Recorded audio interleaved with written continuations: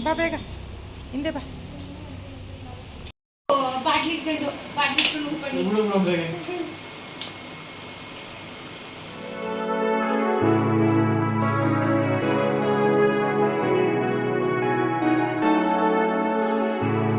Hello hi ನಮಸ್ಕಾರ fam, welcome back to my YouTube channel Sheela Ramesh vlog. So fam, ಇದು ಬಂದು ಮಂಗಳವಾರದ vlog ಆಗಿರುತ್ತೆ. ಮಂಗಳವಾರ ಅಂತ ಅಂದರೆ ರಾಯರ ಒಂದು ವಿಶೇಷ ಆರಾಧನೆಯ ದಿನ ಅಂತಲೂ ಕೂಡ ಹೇಳ್ಬೋದು. ಇವತ್ತು ವಿಶೇಷ ಆರಾಧನೆ ರಾಯರಿಗೆ ಇದ್ದಿದ್ದ ಕಾರಣ ನಾನು ಕೂಡ ಇವತ್ತು ಮಂಗಳವಾರ ಬೇಗನೆ ಎದ್ದು ಕೆಲಸ ಎಲ್ಲ ಮುಗಿಸಿ ದೇವ್ರ ಮನೆಯೆಲ್ಲ ರೆಡಿ ಮಾಡಿ ರಾಯರಿಗೆ ತಕ್ಕ ಮಟ್ಟಕ್ಕೆ ಮನೆಯಲ್ಲೇ ನಾನು ಕೊಯ್ದು ಕಟ್ಟಿದ್ದಂಥ ಹೂವುಗಳಿಂದನೇ ಅಲಂಕಾರ ಮಾಡಿ ಈ ರೀತಿಯಲ್ಲಿ ನೈವೇದ್ಯ ಎಲ್ಲ ಮಾಡಿಟ್ಟು ಪೂಜೆ ಪುನಸ್ಕಾರಗಳೆಲ್ಲನೂ ಮುಗಿಸ್ಕೊಂಡೆ. ಇವಾಗ ದೇವಸ್ಥಾನಕ್ಕೆ ಹೋಗಬೇಕು. ಯಾರ್ಯಾರು ಹೋಗ್ತಾಯಿದ್ದೀವಿ, ಎಲ್ಲಿಗೆ ಹೋಗ್ತಾಯಿದ್ದೀವಿ ಅಂತ ತಿಳಿಸ್ತೀನಿ. ಅದನ್ನು ನೋಡೋದಕ್ಕೂ ಮೊದಲು ಯಾರಾದರೂ ನನ್ನ ಚಾನಲನ್ನು ಸಬ್ಸ್ಕ್ರೈಬ್ ಮಾಡ್ಕೊಂಡಿಲ್ಲ ಅಂತಂದರೆ ಪ್ಲೀಸ್ ಮೊದಲು ಹೋಗಿ ನನ್ನ ಚಾನಲನ್ನು ಸಬ್ಸ್ಕ್ರೈಬ್ ಮಾಡ್ಕೊಳ್ಳಿ. ಹಾಗೆ ಈ ವಿಡಿಯೋ ಇಷ್ಟ ಆದರೆ ಲೈಕ್ ಮಾಡಿ, ಶೇರ್ ಮಾಡಿ ಆ್ಯಂಡ್ ಕಮೆಂಟ್ ಮೂಲಕ ಹೆಂಗೆ ಬಂತು ವಿಡಿಯೋ ಅಂತ ತಿಳಿಸೋದನ್ನು ಮರಿಬೇಡಿ, ಆಯಿತಾ. ಹಾಗೆ ಇವತ್ತು ರಾಯರ ವಿಶೇಷ ದಿನ ಆಗಿರೋದ್ರಿಂದ ನಾವು ಬಂದ್ವಿ ರಾಯರ ಸಾನ್ನಿಧ್ಯಕ್ಕೆ, ಬೃಂದಾವನಕ್ಕೆ. ಇಲ್ಲಿ ನೋಡ್ತಾ ಇರ್ಬೋದು, ನಾವು ಬಂದ್ವಿ. ಇನ್ನೂ ಕೂಡ ಅಲಂಕಾರನ ಮಾಡ್ತಾಯಿದ್ರು. ರಾಯರಿಗೆ ಅಲಂಕಾರ ಎಲ್ಲ ಆಗಿತ್ತು. ಅವರು ಒಳಗಡೆ ಬಾಗಿಲು ಹಾಕ್ಕೊಂಡು ರಾಯರಿಗೆ ವಿಶೇಷ ಪೂಜೆಗಳೆಲ್ಲ ಮಾಡ್ತಾಯಿದ್ರು. ಇನ್ನು ಅದೆಲ್ಲ ಆದಮೇಲೆ ಅಲ್ವಾ ಬಾಗಿಲು ತೆಗೆದ್ಬಿಟ್ಟು ಮಹಾಮಂಗಳಾರತಿನ ಮಾಡಿಕೊಡೋದು.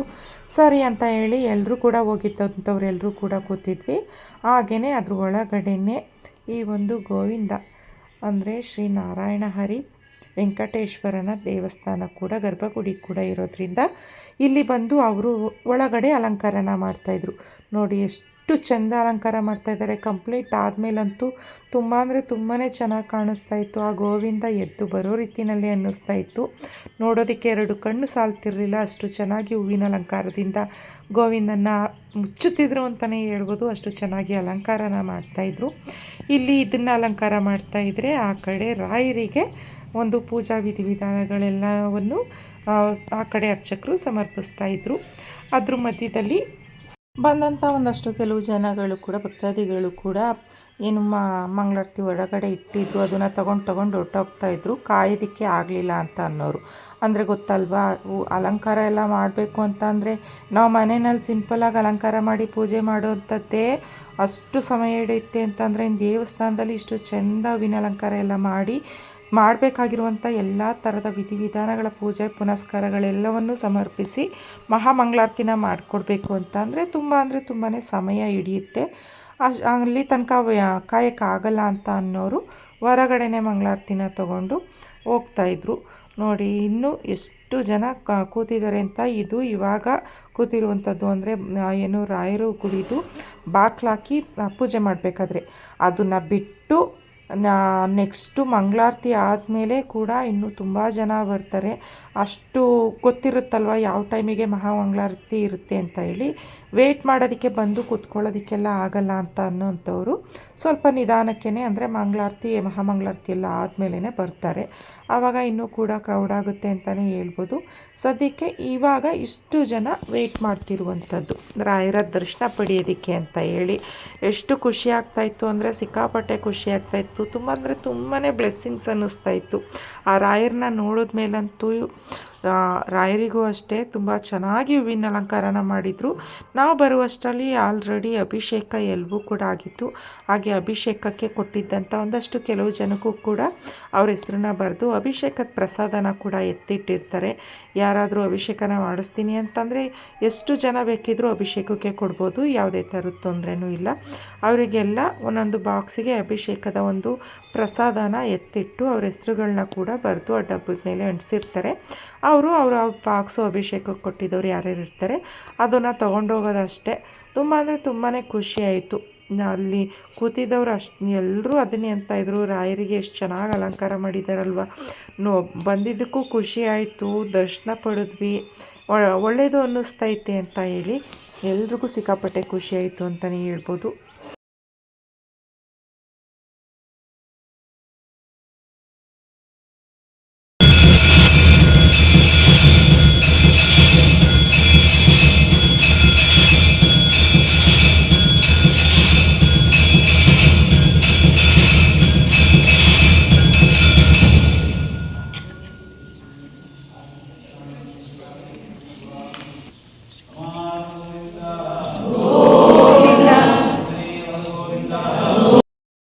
ಹಾಗೆ ಈ ರೀತಿಯಲ್ಲಿ ರಾಯರ ಒಂದು ಪೂಜೆ ಕಾರ್ಯಕ್ರಮಗಳೆಲ್ಲ ಮುಗಿಸ್ಕೊಂಡು ನಾವು ಒಂದು ಸ್ವಲ್ಪ ಹೊತ್ತು ಕೂತ್ಕೊಂಡು ರಾಯರ ಹತ್ರ ಬೇಡ್ಕೊಂಡು ಮನೆ ಕಡೆ ಹೊರಟ್ವಿ. ರಾಯರ ಒಂದು ದರ್ಶನ ಈ ರೀತಿಯಲ್ಲಿತ್ತು. ಅವರ ಒಂದು ಅಲಂಕಾರ ತುಂಬ ಚೆನ್ನಾಗಿತ್ತು. ಎದ್ದು ಬರೋ ರೀತಿಯಲ್ಲಿ ಅನ್ನಿಸ್ತಾ ಇತ್ತು.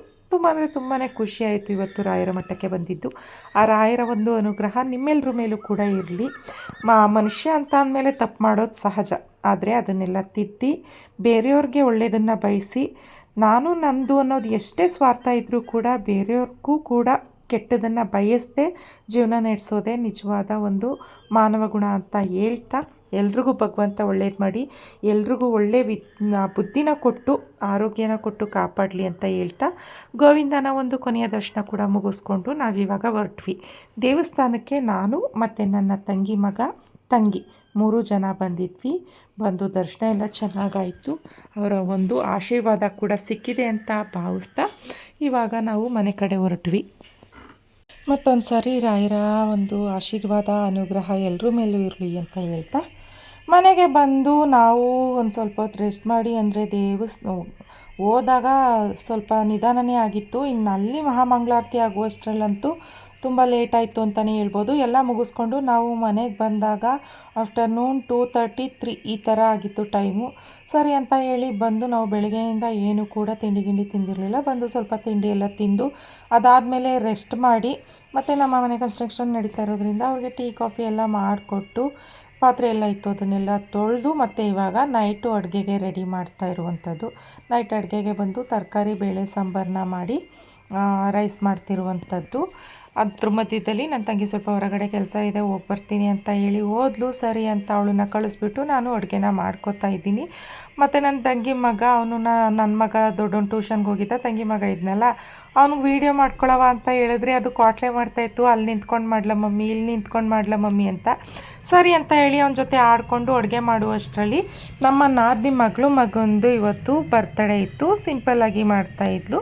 ಸೊ ಬನ್ನಿ ಅಕ್ಕ ಹೋಗಿರಂತೆ ಅಂತ ಅಂದ್ಲು. ನನ್ನ ಚಿಕ್ಕ ಮಗ ಕೂಡ ಬಂದ ಟ್ಯೂಷನ್ ಮುಗಿಸ್ಕೊಂಡು. ಹಂಗಾಗಿ ನನ್ನ ತಂಗಿ ಮಗನ ಮತ್ತು ನನ್ನ ಚಿಕ್ಕ ಮಗನ ಕರ್ಕೊಂಡು ಬರ್ತಡೇ ಹತ್ರ ಹೋದೆ. ಅಲ್ಲಿ ಹೋಗುವಷ್ಟರಲ್ಲಿ ನಾನು ಸಾಂಬಾರಿಗೆಲ್ಲ ಇಟ್ಟು ಹೋಗೋಷ್ಟರಲ್ಲಿ ಕೇಕ್ ಕಟ್ಟಿಂಗ್ ಎಲ್ಲ ಆಗಿತ್ತು. ಸರಿ ಅಂತ ಹೇಳಿ ಮಕ್ಳುಗಳಿಗೆ ಊಟನ ಮಾಡಿಸ್ಕೊಂಡು, ಅವಳು ನಾನ್ ವೆಜ್ ಮಾಡಿದ್ಲು. ನಾವು ಇವತ್ತು ನಾನ್ ವೆಜ್ ತಿನ್ನಲ್ಲ ಅಂತ ಹೇಳಿ ನೋಡಿ ನಮ್ಮ ನಾದಿನಿ ಕೂತಿದ್ದಾರೆ, ಅವ್ರ ಮಗಳು ಊಟ ಬಡಿಸ್ತಾ ಇದ್ದಾರೆ. ಮತ್ತು ಮಗ ಅಂದರೆ ನಮ್ಮ ನಾದಿನಿ ಮಗ ಇಲ್ಲಿ ಮಧ್ಯದಲ್ಲಿ ಕೂತಿರೋದು ಬರ್ತಡೇ ಬಾಯಿ, ಮತ್ತು ನನ್ನ ತಂಗಿ ಮಗ ಇಷ್ಟು ಜನ ಊಟ ಮಾಡ್ತಾಯಿದ್ರು. ಸರಿ ಅಂತೇಳಿ ಅವ್ರಿಗೆ ಊಟನ ಮಾಡಿಸ್ಕೊಂಡು ನಾನು ಮನೆಗೆ ಕರ್ಕೊಂಡು ಬಂದು ಮನೇಲಿ ಎಲ್ರಿಗೂ ಊಟ ಹಾಕ್ಕೊಟ್ಟು ನಾನು ಊಟ ಹಾಕ್ಕೊಂಡು ಊಟ ಮಾಡ್ತಾಯಿದ್ದೀನಿ. ಸೊ ಇದಾಗಿತ್ತು ಇವತ್ತಿನ ಒಂದು ಸಿಂಪಲ್ ವ್ಲಾಗ್. ಮತ್ತು ನಾನು ನಿಮಗೆ ನೆಕ್ಸ್ಟ್ ವ್ಲಾಗ್ಗಳಲ್ಲಿ ಸಿಗ್ತೀನಿ ಅಂತ ಹೇಳ್ತಾ, ಅಂಟಲ್ ದೆನ್ ಟೇಕ್ ಕೇರ್, ಬಾಯ್.